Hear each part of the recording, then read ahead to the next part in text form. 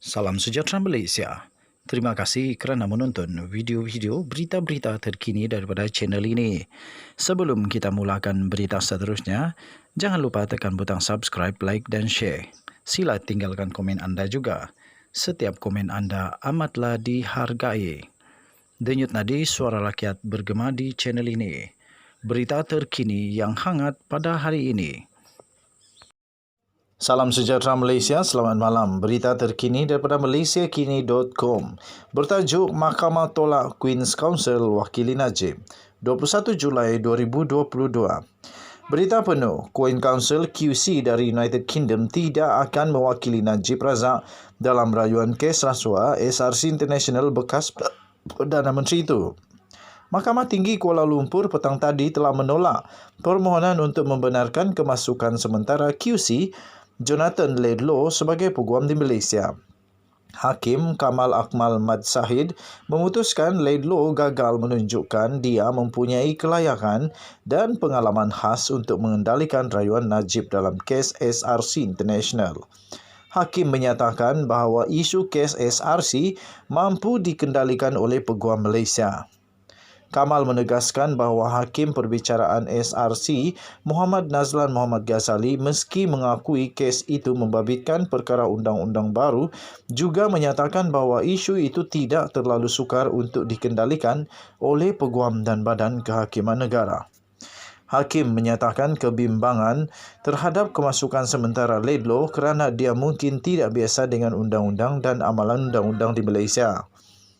Kamal berkata walaupun Laidlaw terkenal di UK dalam kes jenayah kewangan itu, sahaja tidak memadai untuk menunjukkan dia memiliki kemahiran, kepakaran, kelayakan dan pengetahuan khas mengenai Akta SPRM 2009, Kanun Keseksaan Anti-Akta Pengubahan Wang Haram 2001 dan Kanun Tata Cara Jenayah.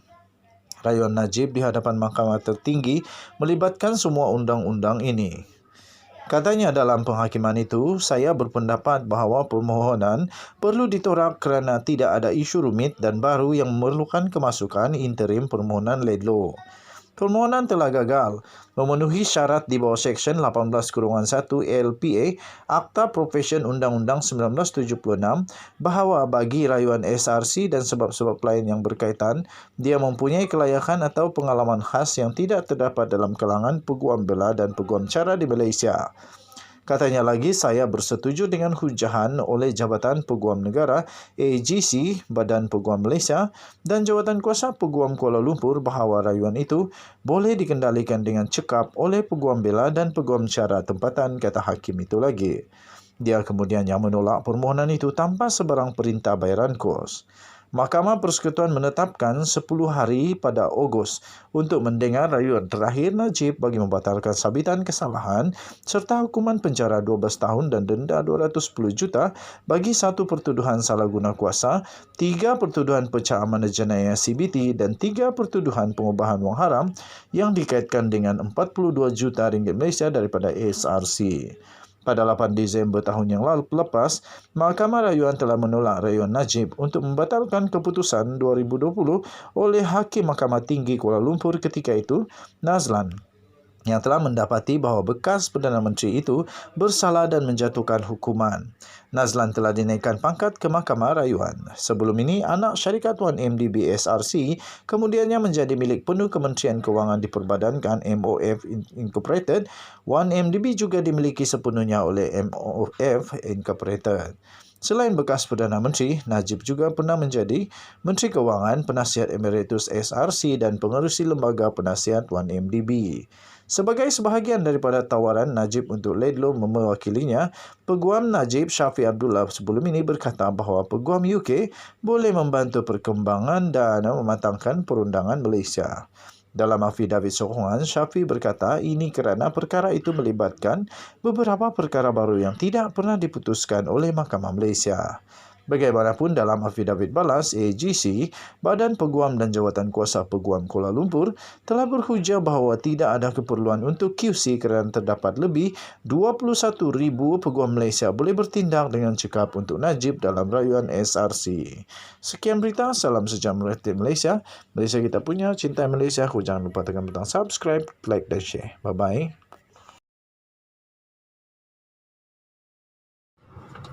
Salam sejahtera Malaysia. Selamat petang tuan-tuan dan puan-puan. Denyut nadi suara rakyat bergema di channel ini. Kali ini saya nak ulas beberapa komen di dalam channel saya.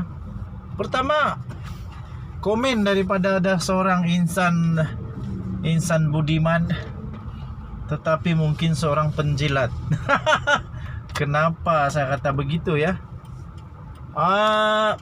Berita yang saya telah berikan di dalam berita tersebut daripada mahkamah. Kemudian komen itu kata saya menyiarkan fitnah terhadap Datuk Seri Najib Tun Razak. Hairan jugalah. Saya pun heran bagaimana ada orang masih kata benda ni fitnah. Pertama sekali, benda ni tidak dikata fitnah. Yang betul-betul saya mulai percaya bahawa benda ni tak fitnah ialah apabila Khairi Jamaluddin bagi komen tentang bos kamu Najib Razak. Dan selepas itu memang satu demi satu, keputusan demi keputusan. Mungkin pada mulanya seperti fitnah, ialah kan waktu itu Peguam Negara Pandi Ali, dia kata tak ada kes Najib Razak. Semua gembira. Najib tak bersalah. Lepas itu, selepas Pakatan Harapan berkuasa di Putrajaya, dihidupkan semula kes itu. Bukan dibuat baru ya tuan-tuan dan puan-puan, tetapi dihidupkan semula kerana ada bukti baru yang boleh diketengahkan. Akhirnya didapati bahawa pendakwa raya pada ketika itu Gopal Sriram yang ditakuti oleh Najib dan Rosmah Mansur. Sampai sekarang Rosmah Mansur masih lagi berusaha supaya Gopal Sriram tak menjadi pendakwa raya. Tapi malangnya semua mahkamah tolak. Kemudian selepas itu bukti tap 4 hakim. Pakcik yang bagi komen tu dengar baik-baik. Najib Razak didapati bersalah oleh 4 hakim, bukan 4 ketua kampung, bukan 4 orang MPKK ke PGKK ke, bukan juga ketua masak di kampung kamu, bukan. Tapi 4 orang hakim yang arif lagi bijaksana. Malah di Mahkamah Rayuan, Najib bukan sahaja dikekalkan sebagai bersalah, malah 3 orang hakim bersetuju bahawa Najib Razak memalukan negara. Bersetuju bahawa derma yang dikata derma itu tidak dapat dipertahankan. Kalau nak derma, kenapa derma masuk akaun Najib? Kalau derma itu untuk derma kepada UMNO kah, kepada mana-mana badan kah, dermalah terus kepada UMNO. Apa hal pula derma masuk akaun Najib? Lepas itu Najib kata tak tahu.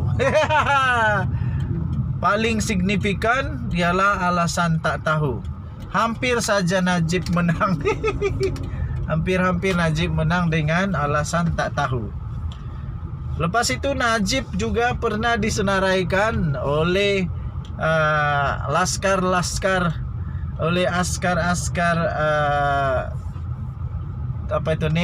netizen di media sosial, disenaraikan manusia-manusia paling kaya di dunia. Najib Razak disenarai juga oleh netizen. Dia punya sumber keuangan derma, alias tidak tahu. Tak tahu dari mana dia dapat, tapi berbilion duit.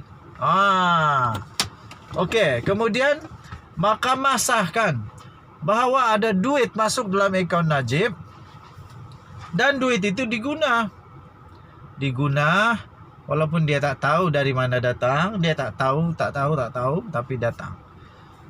Kemudian Mahkamah Amerika Syarikat mahkamah di negara Arab, mahkamah di Singapura, semua sudah menyabitkan salah.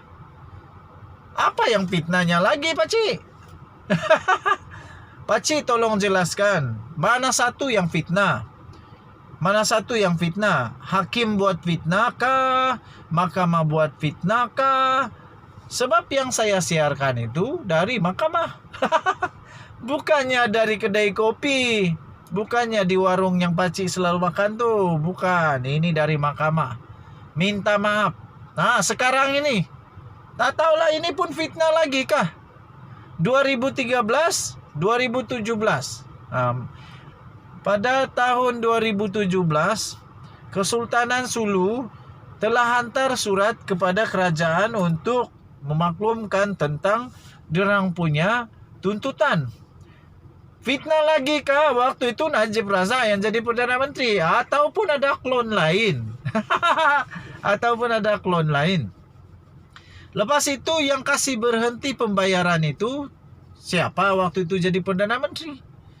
Ini pun fitnah juga kah? Kena jawablah. Tak kisahlah siapapun yang bersalah, tapi yang persoalan dia siapa Perdana Menteri waktu itu. Itu saja. Siapa Perdana Menteri waktu itu? Siapa yang paling berkuasa untuk membatal, melulus? Siapa paling berkuasa waktu itu untuk berlawan? Tapi nampaknya yang paling pelik, Najib Razak tak bersalah.